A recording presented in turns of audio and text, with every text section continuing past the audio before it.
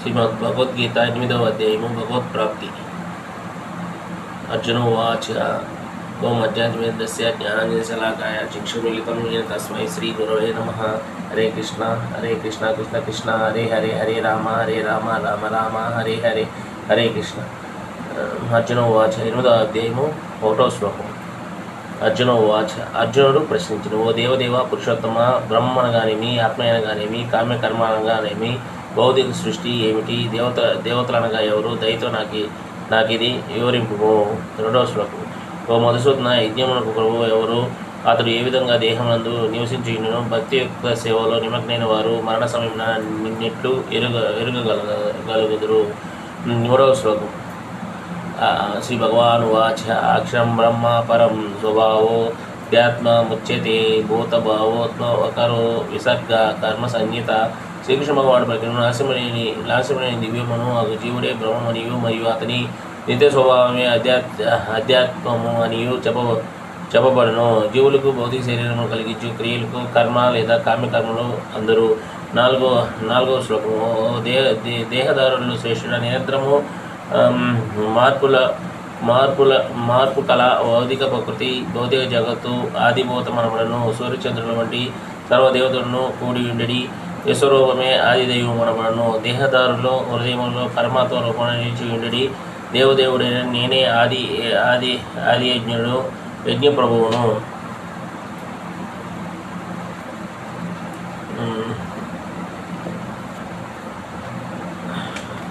యజ్ఞ ప్రభువును. 5వ శ్లోకం. అంత్యకాలే చ మమేవా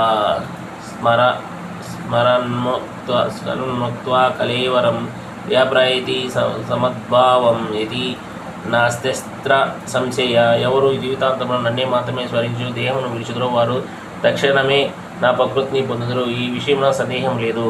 6వ శ్లోకం. యం వ్యాపి స్మరాన్ భావం త్యజంతే కలేవరం తం తమైవతి కౌంతేయ సదా తద్భావ భావిత. 6వ శ్లోకం. ఓ కౌంతేయ, దేహమును త్యజించినప్పుడు మనిషి ఏ పరిస్థితిని స్మరించినో అతడు అదే పరిస్థితిని నిశ్చయంగా పొందును. 7వ శ్లోకం. కావున అర్జున, సర్వకారణయందును నీవు నన్నే శ్రీకృష్ణుని తలచుచు నీ విద్యుత్ ధర్మమైన యుద్ధమును నరింపుము. నీ కర్మలను నాకు అర్పించుట ద్వారా మరియు నీ మనోబుద్ధులను నా యందు నిలుపుట ద్వారా నీవు సైన్యంగా నన్ను పొందగలవు. 8వ శ్లోకం. అభ్యాసయోగయుక్తేన చేతసా నాన్నగామిన పరం పురుషం దివ్యం యతి పార్థానుచిహ్వంతయం. ఓ పార్థ, ఎవరు నన్నే దేవదేవునిగా ధ్యానము చేయునో, మనసులో ఎల్లవేళ నా స్మరణము చేయునో, అట్టి మార్గమును వదలకుండునో అతడు నన్ను తప్పక చేరును. 9వ శ్లోకం. భగవంతుడి ధ్యానము అతడిని సర్వజ్ఞుడు, అతి పురాతనుడు, నియామకుడు, సూక్ష్మ కంటే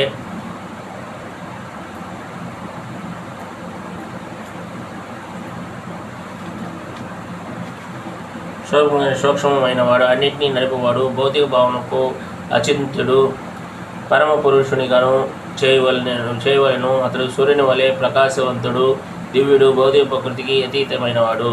10వ శ్లోకం. మరణ సమయమున ప్రాణవాయువును భృకుటి మధ్యమున నిలిపి యోగశక్తిచే చలించని మనస్సుతో పూర్తి భక్తి భావనతో భగవాన్ని స్మరించువాడు తప్పక ఆ పరమ పురుషుని పొందగలడు. 11వ శ్లోకం. వేద విధులైన వారును ఓంకారమును ఉచ్చరించుచు వారును సన్యాసాశ్రమనందున్న మహర్షులను మనుషులు బ్రహ్మమునందు ప్రవేశించురు. అటు పూర్ణత్వం కోరువారు బ్రహ్మచర్య వ్రతము అభ్యసించురు, మోక్షమును పొందు. ఈ విధమును ఇప్పుడు నీకు నేను సంక్షేమంగా వివరింతును. 12వ శ్లోకము. ఇంద్రియ కర్మల నుండి విడివటి ఏ యోగస్థితి అనబడను. అన్ని ఇంద్రియముల ద్వారములను మూసివేసి మనసును హృదయమునందు స్థిరము చేసి ప్రాణవాయువు శీర్షాగ్రమునందు నిలిపి మనుషుడు యోగమునందుండును.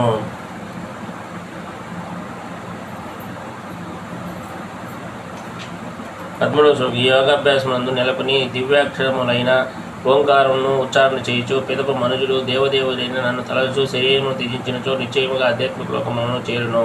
14వ శ్లోకం. ఓ పార్థ, మార్గము నుండి వైదొలగక అన్యన్య చిత్తముతో నన్ను స్మరించువాడు నిరంతర భక్తి యొక్క సేవ వలన నన్ను సులభముగా పొందగలడు. 10వ శ్లోకం. నన్ను పొందిన పిమ్మట మహాత్ముడు భక్తి యోగమునందున్నవారు అనిత్య జగత్తునకు ఎన్నడను తిరిగి రారు. వారు అత్యంత పూర్ణతను పొందియుందురు. 16వ శ్లోకం. భౌతిక జగత్తునంది ఊర్ధ్వ, అధమ మరియు అన్ని లోకములు జన్మమృత్యు బాధితమైన దుఃఖ ప్రదేశములే. కానీ ఒకంతే నా లోకములు చేరిన వారు తిరిగి జన్మమందురు. 17వ శ్లోకము. మానవ కాలమానమును అనుసరించి 1000 యుగముల కాలము బ్రహ్మదేవుడికి ఒక పగటి సమయము అగును. అతని రాత్రికి కూడా అట్టి కాల అవధి ఉండును. 18వ శ్లోకం. బ్రహ్మదేవుని పగటి సమయము ఆరంభమైనంతనే జీవులందరూ అవ్యక్త స్థితి నుండి వ్యక్తము చెంది పిదప అతని రాత్రి ప్రారంభమైనంతనే తిరిగి అవ్యక్తమునందు లీనమగుదురు. 19వ శ్లోకం. బ్రహ్మదేవుని పగటి సమయమున ఆరంభమైనప్పుడు జీవులు మరలా వ్యక్తమగుచు అతని రాత్రి సమయమున ప్రారంభమైనంతనే అవశ్యులై నశించుదురు. 20వ శ్లోకం. వ్యక్తావ్యక్తమైనది ఈ భౌతిక ప్రకృతికి పరమైనది ఇంకొక అవ్యక్త ప్రకృతి కాదు. అది పరమము మరియు ఎప్పుడూ నాశనము కాదు. ఈ జగత్తునందు గల సమస్తము నశించును, అది మాత్రము యథాతథముగా నిలిచియుండును. 21వ శ్లోకము. దేనిని వేదాంతులు అవ్యక్తము అక్షరమని వర్ణింతురో, ఏది పరమ గమ్యస్థానముగా తెలియబడుచున్నదో, ఏ స్థానమును పొందిన వెంబట మనుషుడు వెనుకకు తిరిగి రాడో అదే నా పరిణామము. 22వ శ్లోకం. అందరికను అధికుడైన దేవదేవుడు అన్యన్న భక్తి చేతనే పొందబడును. అతడు తన ధామమునందు విన్నను, అంతటిను కూడా ఉన్నాడు మరియు అతని అందే సమస్తము ఉన్నది.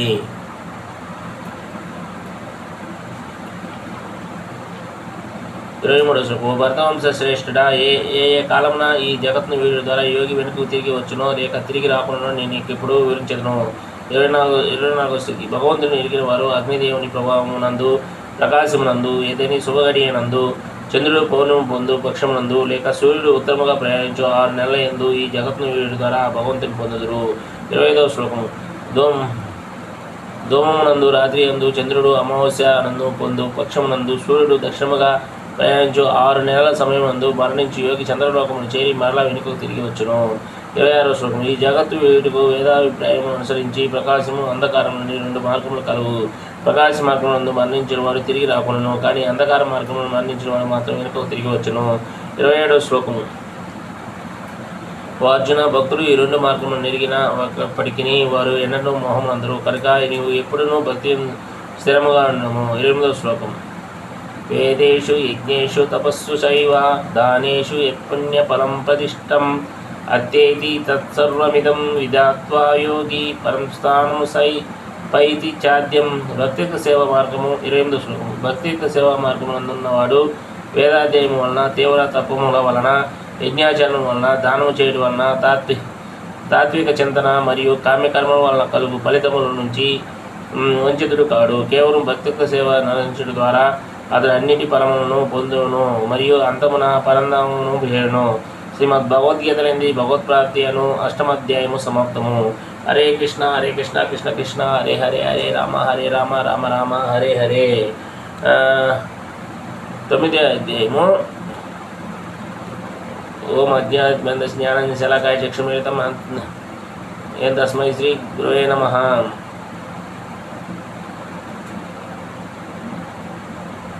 9వ అధ్యాయము. పరమగుహ జ్ఞానము. శ్రీ భగవాన్ వాచ. ఓం అజ్ఞాన జ్ఞానం శలాకాయ చక్షుమిలితం ఏం తస్మై శ్రీ గురవే నమః. హరే కృష్ణ కృష్ణ కృష్ణ హరే హరే, హరే రామ రామ రామ హరే హరే. పరమగుహ జ్ఞానము. 9వ అధ్యాయము. 1వ శ్లోకము. శ్రీ భగవాన్ వాచ. శ్రీకృష్ణ భగవాన్ పలికెను, అర్జున, నీవు నా ఎడ ఎప్పుడూ అసూయ లేని వరకు కనుక ఈ గుహేతము జ్ఞానము మరియు విజ్ఞానమును నీకు తెలియజేస్తున్నా. ఇది దేశం వెంబట భౌతిక స్థితి అన్న కలిగి దుఃఖముల నుండి నీవు ముక్తుడవుదువు. 2వ శ్లోకం. రాజవిద్యా రాజగుహ్యం పవిత్రమిదాముత్తమం ప్రత్యక్షావగమం ధర్మం సుసుఖం కర్తుమవ్యయం. ఈ జ్ఞానము విద్యలో కల రాజు వంటిది మరియు రహస్యములన్నింటిలో పరమ రహస్యమైనది. ఇది అతి శుద్ధమైన జ్ఞానము. ఈ జ్ఞానము సాక్షాత్కారము ద్వారా ప్రత్యక్ష ఆత్మానుభవమును కలిగి చేయును. కనుక ధర్మమునకు పూర్ణత ఇదియే. ఇది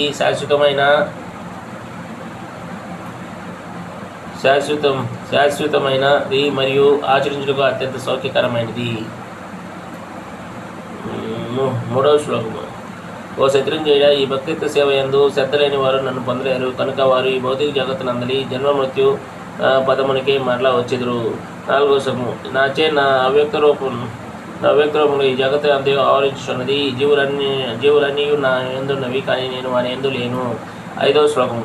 ఆయనను సృష్టింపబడిన సమస్తము నా ఎందు లేదు. అత్యంతమైన నా యోగ వైభవమును అంచము నేను అన్ని జీవులు పోషించువాడును మరియు అంతటా ఉన్నవాడైనను సమస్త సృష్టికి కారణుడైనందున ఈ భౌతిక జగత్తులందరి భాగమును కాను. 6వ శ్లోకం. సర్వత్రా వీచినట్టి ప్రచండ వాయువు సదా ఆకాశమునందే ఉండినట్టు సృష్టించబడిన సమస్త జీవులు నా ఎందు ఉన్నవి, గ్రహింపము. 7వ శ్లోకము. ఓ కౌంతేయ, కల్పాంతమున సమస్త భౌతిక సృష్టిలు నా ప్రకృతి ఎందు ప్రవేశించును. తదుపరి కల్పారంభమున నేను నా శక్తిచే వాటిని తిరిగి సృజించుదును. 8వ శ్లోకం. సమస్త విశ్వము నా ఆధీనమున ఉన్నది. అది నా సంకల్పము చేత అప్రయత్నముగా మరలా సృష్టించబడును మరియు నా సంకల్పము చేత అంతమున లయము నొందుచుండును. 9వ శ్లోకం. ఓ ధనంజయ, ఈ కర్మంతియు నన్ను బంధింపదు. నేను తటస్థుని వలె ఈ భౌతిక కార్యములన్నింటినీ సదా అనాసక్తుడై ఉందును. 10వ శ్లోకం. ఓ కౌంతేయ, నా శక్తుల్లో ఒకటైన ఈ భౌతిక ప్రకృతి నా అధ్యక్షణ వర్తించుతూ స్థావర జంగములన్నింటినీ సృష్టించున్నది. దాని నియమమును అనుసరించి ఈ జగత్తు మరలా సృష్టించబడును మరియు లయమునందును. 11వ శ్లోకం. నేను మానవ రూపమున అవతరించినప్పుడు మూఢులు నన్ను చులకన చేయుదురు. ఈ దివ్య స్వభావమును సమస్తమునకు భగవానునిగాను వారు నన్ను ఎరుగరు. 12వ శ్లోకం. ఆ విధంగా భ్రమితులైన వారు దానవ నాస్తిక భావములకు లోనగదురు. అట్టి భ్రాంతియు అవస్థలో వారి ముక్తికి సంబంధించిన ఆశలు, వారి కర్మలు, జ్ఞాన సముపార్జనము అన్నీను విఫలమగును.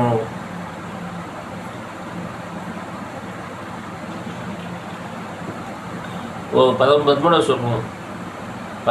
ఓ పృథకుమార, భ్రాంతి నొందని మహాత్ములు దివ్య ప్రకృతి సంరక్షణలో ఉండి వారు నన్ను ఆదిగను మరియు అపరిమితులను ఆయన భగవంతునిగా నెరిగి విడిచే నా భక్తుల సేవలో సంపూర్ణంగా నిమగ్నులు. 14వ శ్లోకము. ఈ మహాత్ములు సదా నా మహిమను కీర్తించు దృఢ నిశ్చయంతో యత్నించు వారై నాకు నమస్కరించుచు నిత్యము భక్తితో నన్ను ఆరాధించరు.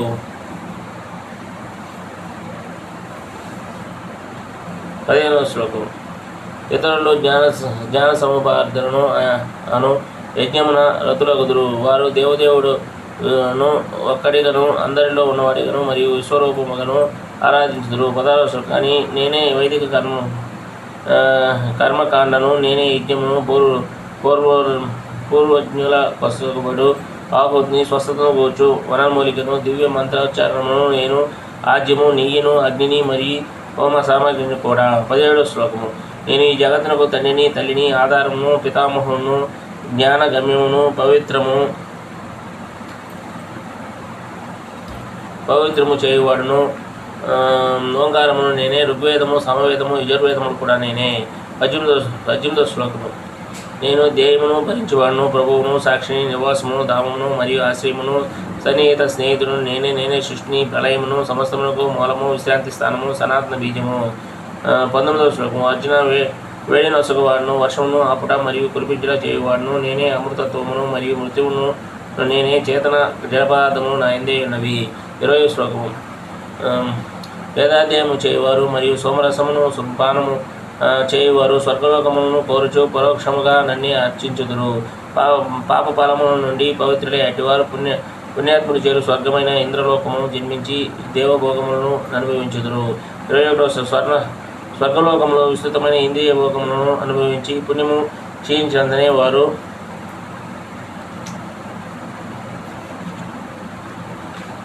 భూలోకములకు తిరిగి వచ్చెదరు. ఈ విధముగా ఇంద్రియ భోగములను వాంఛించువారు మూఢులు వేదము నియమానుసారము ద్వారా కేవలము జన్మమృత్యులనే మరలా పొందుదురు.